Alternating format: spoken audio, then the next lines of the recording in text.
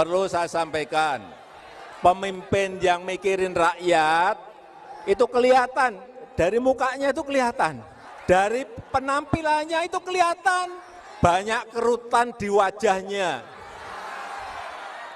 karena mikirin rakyat. Ada juga yang mikirin rakyat sampai rambutnya putih semua, ada.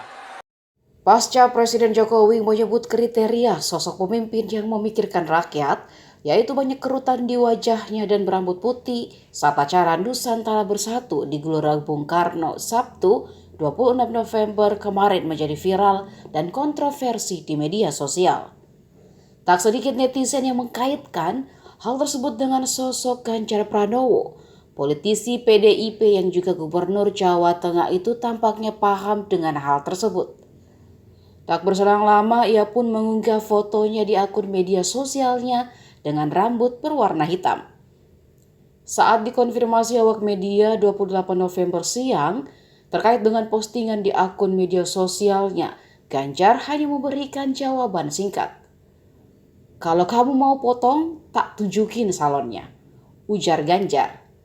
Sebelumnya Sabtu 26 November kemarin, relawan Jokowi menggelar acara dengan tajuk Nusantara Bersatu di GBK.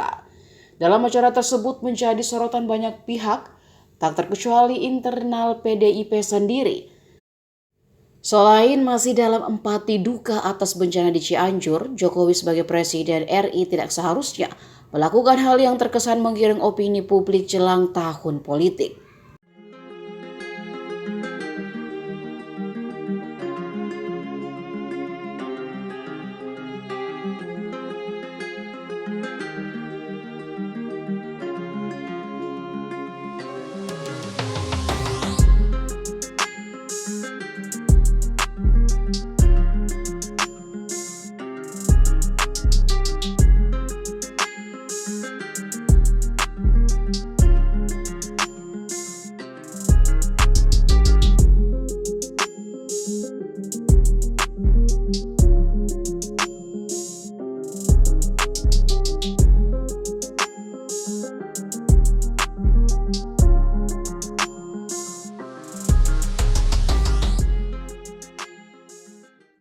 Jadi pemimpin yang mikirin rakyat itu kelihatan dari penampilannya, dari kerutan di wajahnya. Kalau wajahnya celing, bersih, tidak ada kerutan di wajahnya, hati-hati.